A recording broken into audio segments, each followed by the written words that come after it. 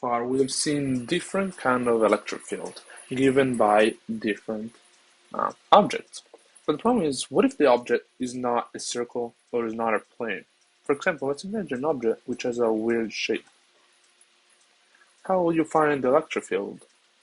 Well, we cannot simply find the electric field because, as you can see, the electric field, which has this formula, 1 over 4 pi epsilon naught, and the integral of dq over the distance, the vector distance squared times the distance vector, the unit distance vector, or we can rewrite as the book says 4 pi epsilon naught integral of the distance unit vector over the distance vector squared times the unit charge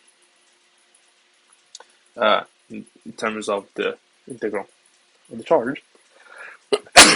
I'm sorry. Anyway, this is very hard to find. No, so now we can get kind of around this, as we've seen, with the potential and find the potential at a simple point. So it's going to be 4 pi epsilon naught, then the integral of 1 over the distance vector times the charge, as we said, in terms of the tau. But at the same time, this is going to be still different because if you imagine a point right here, the distance between this point here, the distance between this point here, this point here, could not be recalculated with a simple formula. So another way you can actually do it is by using Poisson's equation. So if you remember it, let me do this. So Poisson's equation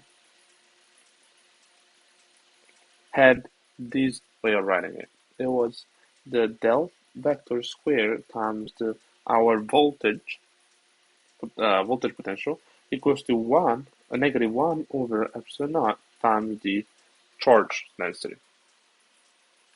But of course, when we're calculating, let's take this part over here, let's put it down here. When we're calculating the voltage potential at this point, let me put it in blue so it's easier to see. Right here,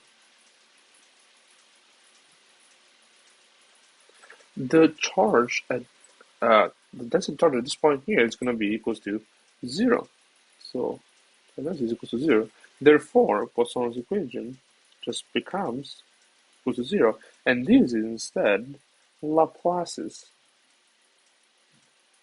equation. And this is how we end up with Laplace's equation, which can be rewritten as the partial integral squared of potential, actual potential, over x squared plus the partial integral of v squared over y squared plus the partial integral of v squared over the z squared, and that is equals to 0. So this is what we're gonna have to use from now on for pretty much everything. And as you will see, it becomes much easier to use when we have different kind of equations. When we have an area that is not a simple area, and there's also other reasons why we use this, and we'll see some boundary conditions help us solve this.